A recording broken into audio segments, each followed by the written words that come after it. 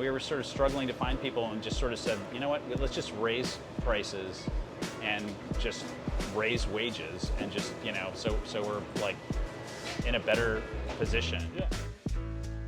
This episode brought to you by Restaurant Systems Pro.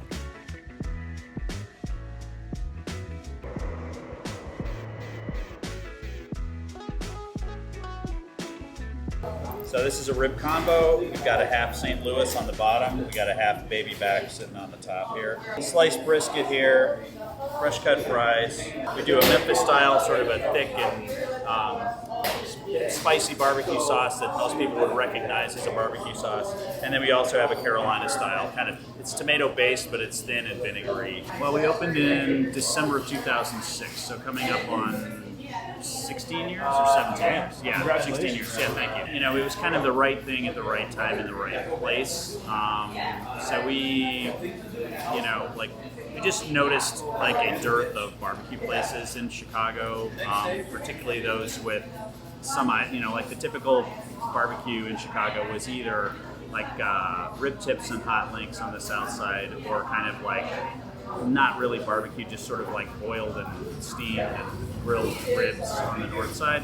So we sort of thought it would be good to bring like some other styles and some other options from different locations around the country. Just sort of say, here's barbecue the way we like it. My partner Barry and I worked together in IT for a number of years, and we were always kicking around the idea of doing something else, kind of getting out of that racket where we felt like we weren't really making much of a difference. So we had a bunch of different ideas that we kicked around, but ultimately just settled on something simple, which was opening a barbecue place. Yeah. Well, the line is something we have worked on, and trial and error, and kind of like lots and lots of I think this with restaurants, the story is kind of like, of us anyway, it's not like giant innovations, but more like zillions of tiny incremental improvements over the years, with just a crew, and then you get kind of an exponential growth in efficiency and over time. Yeah. What we got was that space and this space first, and then we added this space. Yeah. And so we have like a general office in there. We've got various desks, people working in there, managers and stuff like that.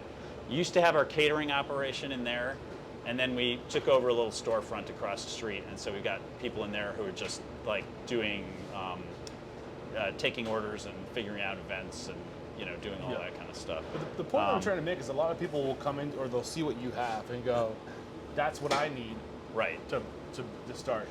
And they get themselves in trouble. Yeah, they overextend. I think it's like, you can go too small, but you can definitely go too big, Yeah. And I think when we started, it was like, well, we didn't really know enough, and we really underestimated like demand and the volume we'd have to produce and that sort of thing. So we ended up, we were like doing all kinds of things to, like we had, we were borrowing smokers from other restaurants. We had something in, a smoker parked in another restaurant's parking lot that we would use on the weekends. It was just sort of like this very, desperate attempt to kind of keep the ball rolling while we, tried to improve the infrastructure to support things. A lot of restaurant concepts that are inherently, there's nothing wrong with them. They're fine. But they're kind of doomed, before the doors open. There's not enough stuff that they could sell to possibly make it work, So it's like avoiding that is important. They say at least 6 months of operating capital. Yeah. I would say if you are fortunate enough to do it, a year is probably more realistic. Probably It's better. About a year of hustle to get to the point where the cash flows are where making you're operating sense. in the black, Yeah. and you don't need to supplement it. Exactly. What is the piece of knowledge that you learned that took you from kind of flailing and not really knowing what to do, that like shifted your perspective of what it takes to be successful in this industry? Gosh, I feel like it's like we're constantly learning this. I mean, I would say that like, we've certainly been successful, but it's also like a continuing challenge. Like there's always you don't hit a point and you stop. No, you're never resting. So it's kind of like, I think it's that. Here's what it costs, and people are like, "Why is it so expensive?" Yeah. It's like, because that's what it costs. Yeah, but I do think it's sort of like you get less leeway, like if things are wrong. So it's like as prices rise, it's kind of like everything's got to be completely on point. You can't your sort of latitude for missteps. But we should pay that forward to the consumer. We shouldn't.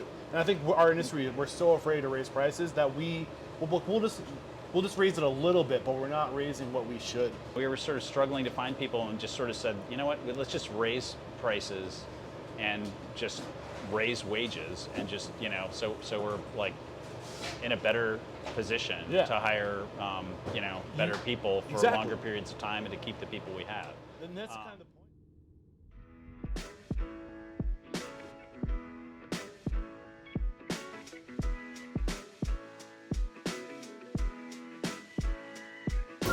Oh yeah, first bites.